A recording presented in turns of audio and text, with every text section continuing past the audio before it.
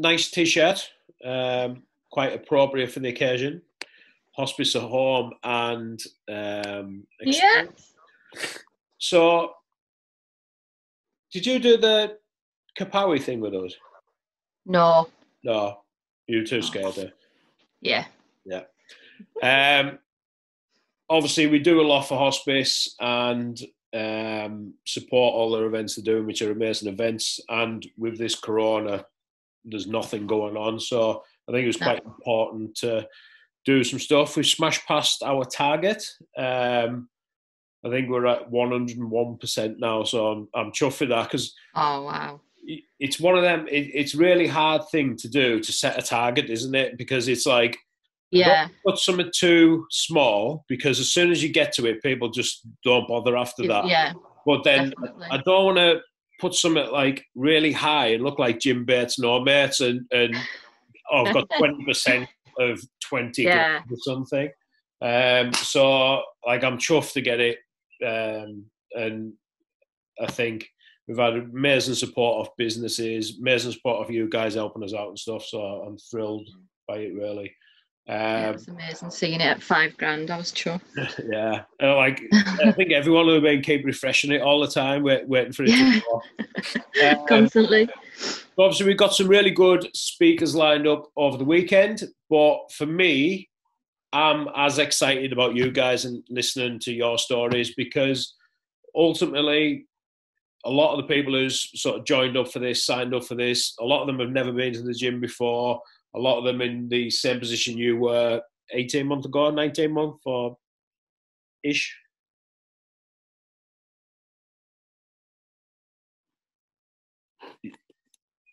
You've gone quiet. I can't hear you. Can you hear me? Hold on. Let me see. Like you were talking before. Let me see if I can hear you in the group. I don't know why. It's. Are you just pretending? Are you just moving your lips? Let me see if I can hear you in this group. Can you hear me now? Yeah. Oh, right, yeah. Yeah, I don't know what it goes on to mute. I don't know why. Right, I'm back. Right. Thanks for coming back. Yeah. So obviously, when did you start the gym?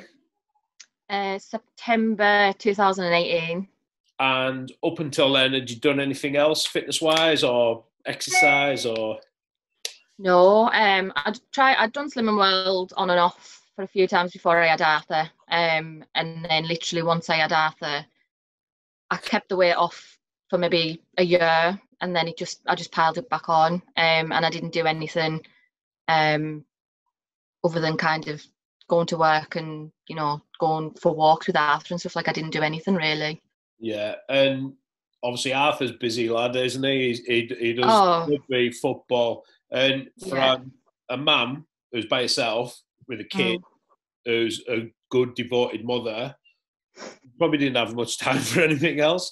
Oh, You know what I mean? You're active, but watching him is the active one, and you're just standing watching, really, aren't you? yeah. So I think for any mums sort of tuning in on this, you're awesome example of a good mum, and you're awesome example of like fitting that time in because I hear Yeah. so many people say, "I just haven't got time." You could quite easily tell me that, and I wouldn't hassle you because I look Yeah. at what you do with Arthur, and you go to work, and I would say Mm. fair dues. So I think Yeah. you need to make that time, don't you? So why did you decide to do something, and what? I mean, so the year I started, I'd been to Ibiza in the May, and it was just like, you go to these places, there's all these like really skinny girls, and I felt mega uncomfortable there. And then I was bridesmaid in August, and again, I just felt so uncomfortable all day. Um, and then I was on holiday in the August, and I said to my mum and dad, "Oh, like I've seen a few things on Lee's page, like I'm going to sign up." Yeah, And they're like, "Oh, yeah, yeah, great," And I think it was kind of that, "Oh, yeah, you'll try it, it'll maybe last a few months, and that's kind of it. But yeah, I signed up, and to be honest, I probably thought myself, but it was something in my head that just clicked this time, and I kind of just got straight into it, and I didn't seem to kind of like struggle with the kind of, you know, the food or anything like that. It just become a change in my lifestyle. It wasn't this restrictive diet, and it just worked. And because Arthur would eat the food I'm eating, and everybody else in the house now does as well, it makes it 10 times easier. Yeah, and I think a lot of people, you see, you know, where you work and that, you probably see people on different diets all the time, and sometimes as a person who jumping on all these different types of diets and that, you fail before you start because you know people expect you to fail. So sometimes you fail because people's waiting for you to fail. You know what I mean? It's sort of expected. Oh yeah. It's Pauline, she's on this new diet. How long will that last? And that sort of gets in other people's heads as well.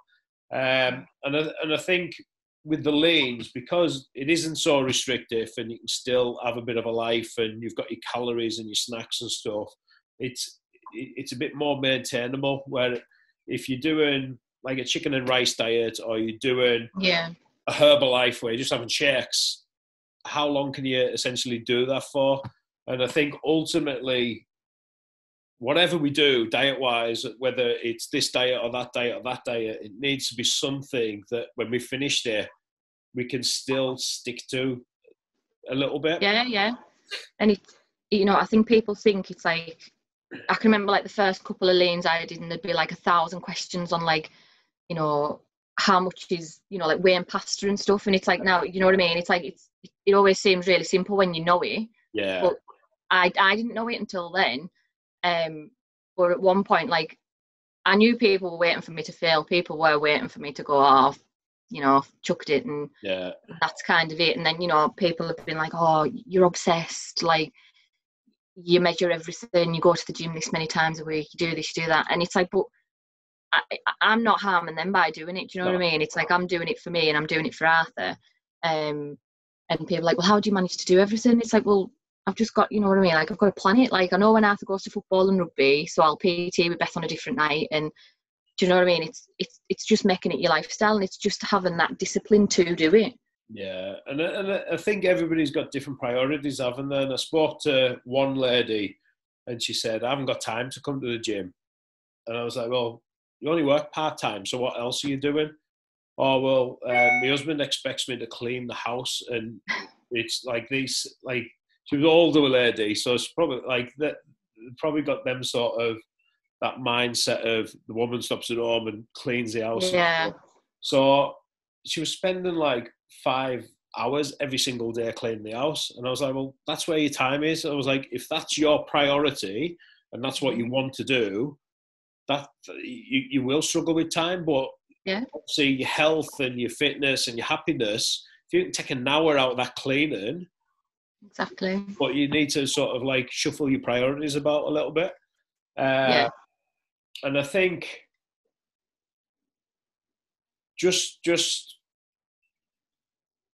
I think everybody can sort of find time, even if it's like an hour or two a week. I always look at your screen. If anyone tells me they haven't got time for the gym, I say, look at your screen time. And that's on Facebook for 4 hours a day. They've watched Love Island, they've watched something else, and that's their priority. And it's like, and it's hard to say that, isn't it? If you sit on Facebook all day, it's just your day's gone. You don't realise, but it's like, if you've got time to do anything, if you sat on your ass at some point, then you've got time to nip to the gym or go for a run or even just a walk. You know what I mean? Because a lot of people are like morning people. I'm not. I hate the morning, but I'll come to the gym at like 8 o'clock once Arthur's in bed. And people's like, oh, I couldn't be bothered at that time of day. But it's preference really, and that works for me. And everyone is different. And I think a lot of people are sort of set unrealistic sort of ambitions and goals. So it's like, right, I need to go to the gym 5 times a week. where you sometimes just set yourself up for failure. Or I need enough time to go to the gym for an hour. And if they don't get that 1 hour spare, they just don't do anything. Instead of going for a half an hour walk or half an hour at the gym. So I think setting your expectations up, certainly they need to be realistic. And it's like a journey, isn't it? Like, people are looking at your results and they want that in like 4 weeks, 5 weeks. Yeah. They don't realise it's 18 months of graft, and you've worked your ass off. You've been doing some PT, group PTs, how many leans. It doesn't happen overnight. And I think with it, like with Ben's talk before, everyone's looking at Instagram. They're looking at these young fit models, like nice asses and tits hanging out and stuff. And it's like, I want to look like that. But they don't want to do 5 years hard training and nutrition like that. They want to look like that tomorrow. But I love, like, the reason I've asked you guys to come on, it's like yourself, Casey, Ian, Jill. It's not an overnight success with anybody. You guys have really stuck at it, made that lifestyle change. And I love the fact that you're still doing it. Like, I see loads of people get good results in 10 weeks, 12 weeks, but then where do they go? Where, like, they just drop off.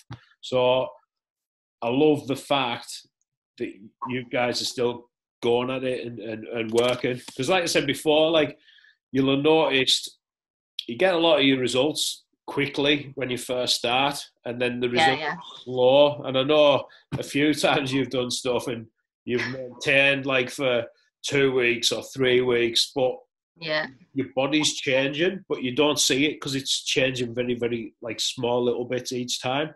So I admire anyone who can stick at it longer than 6 months, 12 months, because that's when it becomes hard.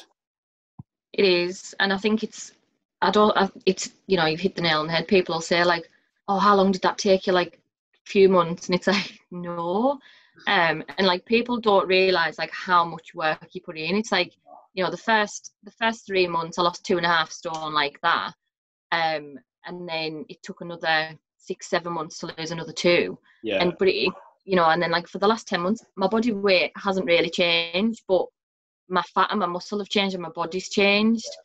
So like 18 months ago, I'd have been freaking out the fact that my body weight wasn't changing. I'd have been having some sort of meltdown. But now you don't actually need that. I'm getting bigger changes now. Yeah, but it's slower, isn't it? And I think it slows down. I always say weight loss is a lot easier than building muscle, because you can see every day your family members are commenting, your friends are saying how good you look. And the first 12 weeks, everything's dead exciting because it changes rapid. Once you've sort of plateaued a little bit, for a woman, if you can put like 1/4 pound of muscle on each month, you've done an amazing job. And that's with 100% in your nutrition, not missing your training.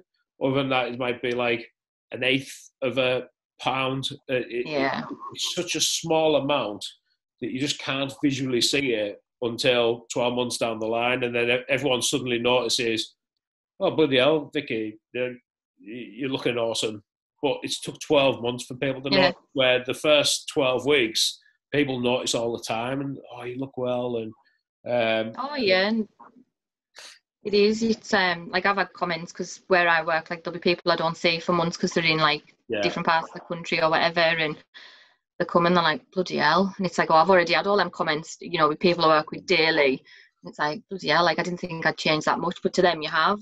And like, hard to see yourself, isn't it? And like that with like having my Instagram page and stuff, like, I would never look at photos of myself other than now to compare, because I look at them and I'm like, oh my, I can't believe it was me. Yeah. And what else I love about your story, like, as well as the physical changes anyone can see, I can also see you changing as a person, becoming more confident, like doing them TikToks and that. I'll laugh my head off. And you would have probably never have done that a bit ago. Know what I mean? It's good for your mind as well, training and release. It is. So going back to when you first started the gym, obviously starting the gym is a really, well, scary time. It's you're going into the unknown. You don't know who's there. And like I've trained for 27 years, and if my gym closed down, I had to go to another gym. I'd shit my pants because I don't know who's there. I don't know what machines are there. So for someone who's never really done that, coming to a gym, I can only Yeah. imagine how hard it is. Oh, You it remember how was. I felt walking through the door, no? Yes, I can remember feeling like I pulled up in the car park, come for my induction with Naomi, and obviously I knew no one at this point, like Yeah. none of the staff, anyone. And I came in and I was like, just kind of like sat, like twiddling my hands, like didn't really know what to do. But you know, Naomi took me around, and I think it's like you expect to walk in and everybody to stop and stare at you. Yeah. It's like everyone's watching you, but they're not. People aren't bothered, you know. And I kind of went round, and I can remember just leaving straight after. I couldn't stay on my own. I didn't want to. And then when I started the lean, I started doing a couple of the group PT sessions. And it was before like the app and stuff was there, and so we never knew. It was like roulette of who we were going to get. So as soon as John Rothery walked out of that office, I was like, oh my god, I need to go home. I was like, I can't do it. But straight away, Dorothy like took me under her wing and looked after us. So that made it easier because I didn't know anyone. I didn't know what I was doing. And then, but even for like the first few months, other than kind of group PT, I just kind of smashed cardio because I was too scared. I didn't know what I was doing, kind of like weight wise. I just wasn't confident enough to do it. But now it's like my second home. Yeah, and it's got a bit of a family feel to it, hasn't it? And I think It has. that definitely helps. And like I get a lot of shit for being unprofessional, for saying weird stuff and that, but like from my point of view, I think that attracts the type of people that I actually want to the gym. People who have a bit of a laugh, bit of a fun. It's like dodgeball with that Globo gym, and then where the average goes, just normal people having a laugh. Like some of them, like them team names that I come out with for that challenge, and then all like the lassies are hashtagging them team names and that. Like where else would that happen? Like Dorothy, exactly, and Dorothy hashtagging them. It is. It makes me chuckle. And that's the thing, like, because a lot of us, you know, like we've got like quite like, you know, serious jobs like in the corporate world. So like you don't have any of that. So like you come to the gym and it's like I am a bit of a freak, but I can't be like that at work, but I can be like that at the gym. Do you know what I mean? You get accepted more if you the freakier you are, the more you accept. And I fast learned that because I did the first few. I didn't really, you know, I was very much kind of just did what I did and got on with it. But then as you kind of get to know people, your inner freak comes out a little bit more. Honest, like all my staff started dead normal, and like I've just anyone I come into contact with, they all just end up like mini versions of me. Like Beth talks to her mum and dad, and they'll look at her and say, "You've been working for Lee too long. Like that shouldn't be coming out of your mouth." Yeah. But, I think when people see the daftness, they know that we don't take ourselves too seriously, and it opens the gym up to more normal people. And it does. Like I said to Dr. Mike, I think my biggest mistake was calling it extreme fitness. And it's like, like, that's great if you're living in London or Manchester and you just want loads of posy boys to come in and train. What sort of it calls a gym extreme fitness? And my market that I'm going for is probably 80% people who've never trained before. It's like, what a weird name for a gym. It is a good point though, because like any time before I've come, obviously you've got like the photos outside of like from the photo shoot with people who just look amazing, and it's like, holy shit, like I can't walk in there, I don't look like that. But it's not. It is just one of the friendliest places. Like people ask all the time, and they're like, oh, like I'm too scared. And you know, it's like I'd go with anybody, walk them in, and show them like, you know, like it's absolutely fine. The amount of times I've come into the gym and I've either burst into tears or Aga's been like, what's wrong with you? You can tell something's wrong. Do you know what I mean? Like, and nobody's going to let you kind of feel like that. They want to know what's wrong. And after you. generally leave laughing, so it's always a good thing. And like them photos outside, obviously they're there to sort of like celebrate people's success, and Oh yeah, no. They all started like out of shape, but I can't put their out of shape photos on because they're not a good enough quality. And when you stretch them that big, it just looks blurry. So yeah, it's an interesting thing that like I've never thought of it from that point of view of they all look amazing, but yeah, you're right. I never thought of that. So a little bit about your journey. How much have you lost so far? So just over 4.5 stone, kind of teetered between the 4 and 4.5. But yeah, 4.5 stone. I remember when you'd lost 4 stone, and I sort of challenged you to lift that weight, didn't I? And how did you? What did you deadlift it or? I goblet squatted the dumbbell. Yeah, and nearly broke my back getting it off the bloody rack. Yeah, and it's like imagine carrying that round. Like imagine carrying 4.5 stone round every single day. Your organs will have been screaming. Your heart will have been screaming. And your body will be so much of a healthier place now for not having it. But like if I give you 4.5 stone now and say carry that round like 24 hours, you wouldn't dead. You probably wouldn't be able to do it for like 2 minutes. But because we sort of put weight on slowly over time, we just don't notice it. We get used to it. Yeah. From a health point of view, having all that weight off, like, it's going to extend your life, definitely. Oh, God, yeah. Absolutely. So, obviously, you were doing well. Awesome. Smashing it. Learning new stuff. Still progressing. Building muscle. And then coronavirus hit. How do you feel now with the gyms closed? Honestly, I was devastated. I think people thought I was a bit weird, but like the night that Boris shut the gyms, I sat at home and I sobbed. First person I messaged was Beth, because I knew Beth would have been like the exact same. And it was it did take a couple of weeks to kind of go, right, shit, this is like a long-term thing here, like it's gonna take a while.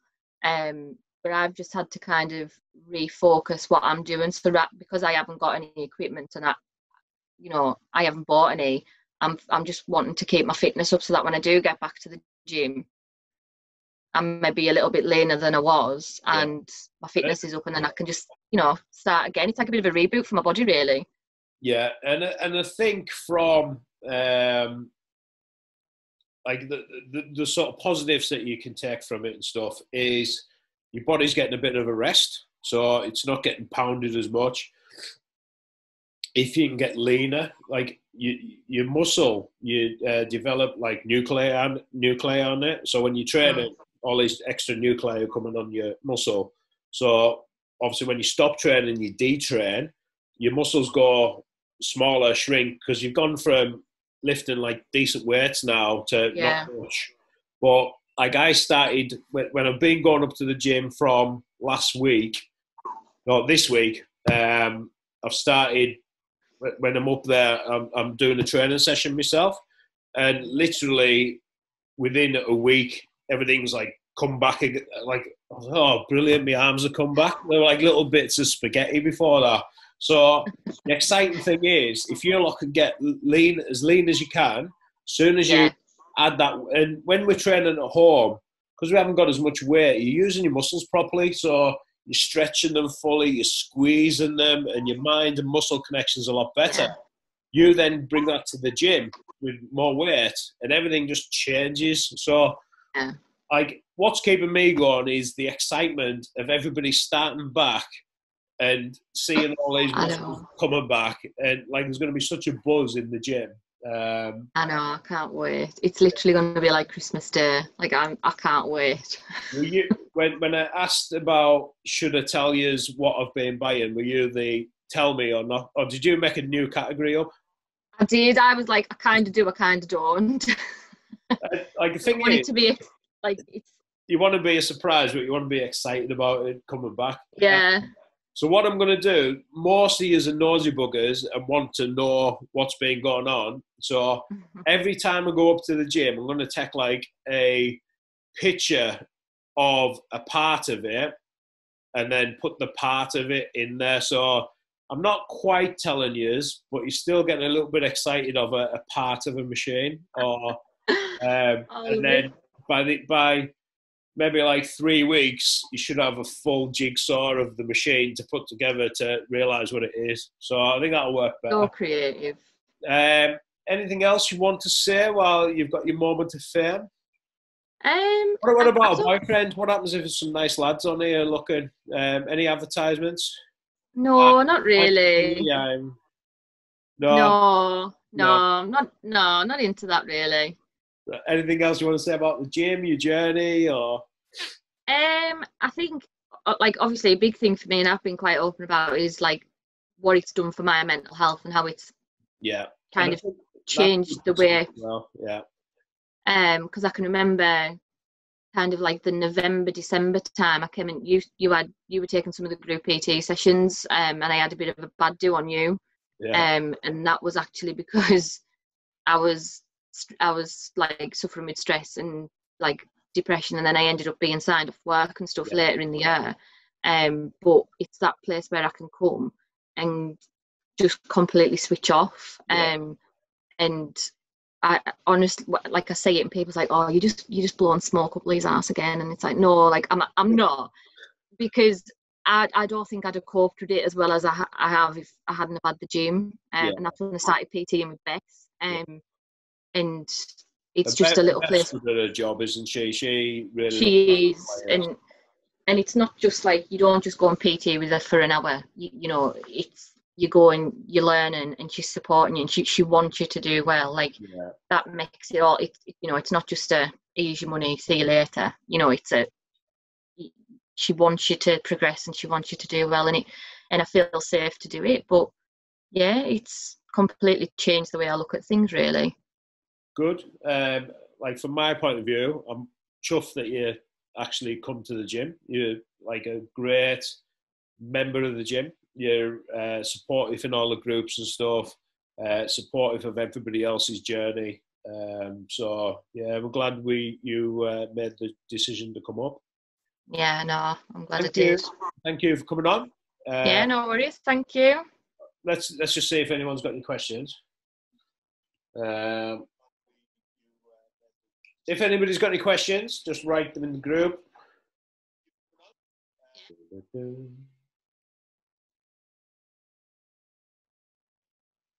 Are you watching yourself on there? I've just clicked it on, yeah.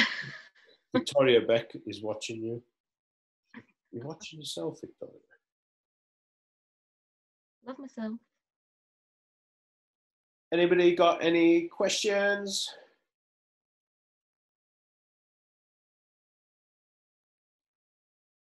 How do you motivate yourself, Rosemary says?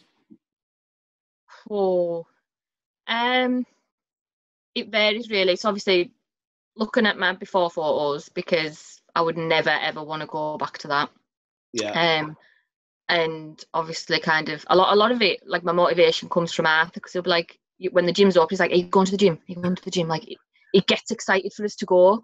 But a lot of the time, don't get me wrong, I maybe do come across as really motivated, but sometimes I have to drag myself there, but it's because I know that I'll feel better once I've done it. Yeah. And it's the buzz you get after. It's like, now I've started running because I can't go to the gym. It's like, I don't want to go, but then when I go, I love it. Do you know what I mean? It's the buzz you get afterwards.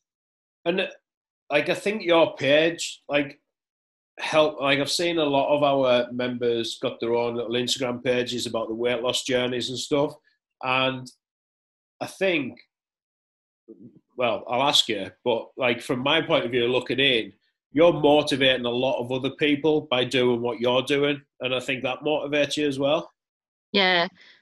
I've met like a lot of people, you know, online. A lot of people have like approached me to ask me like how I did it, because, you know, a lot of people seeing how big I was and how, like, you know, how I was and how I've changed. And, you know, I do get a lot of messages, and I do speak to a lot of people.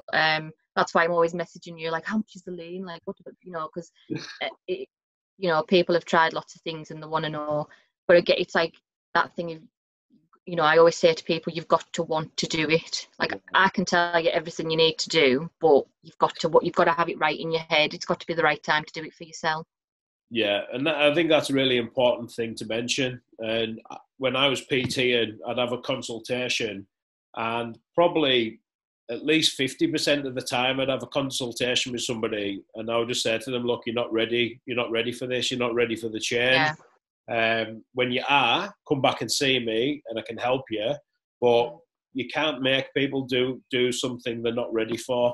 No. And so I think that was a really good point there. And I've seen a lot of people fail because they aren't ready for it, and you have to be in the right place mentally as well as physically. Yeah.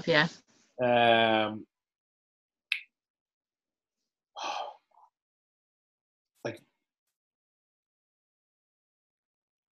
I always struggle with her name. Like, she's proper nice, and she's always asking questions. She's always supporting people, and I can never pronounce her name. Niana.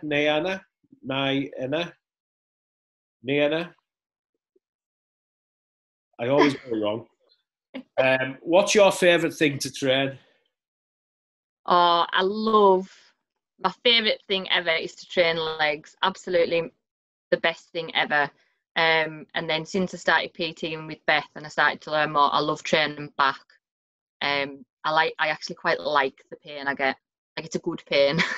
Yeah, and like, back's a really hard one, isn't it? Because like, it is. Arms, shoulders, chest, legs, you can see the muscles working.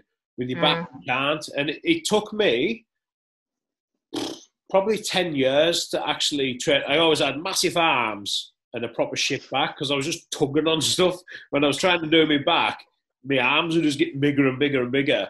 And it really took a while to learn to use my back muscles instead of my arms. And now I love my back, whereas I used to hate it because I wasn't doing it properly. So I think if you're getting personal training and you're showing how to do it properly, everybody will probably love back. If you don't love back, you just pull them with your arms, I think. Yeah, I knew I was doing it right when, like, you get the pain and you're like, wow, I didn't know I had them muscles ever. Like, when you feel it. It took me 10 years to actually feel any type of soreness or tightness in my back. Like, so you're ahead of me where I was when I first started training, so well done. And I think that's it for questions. So thank you very much for your time. No problem, thank you. Good, thank you. See you later. Bye.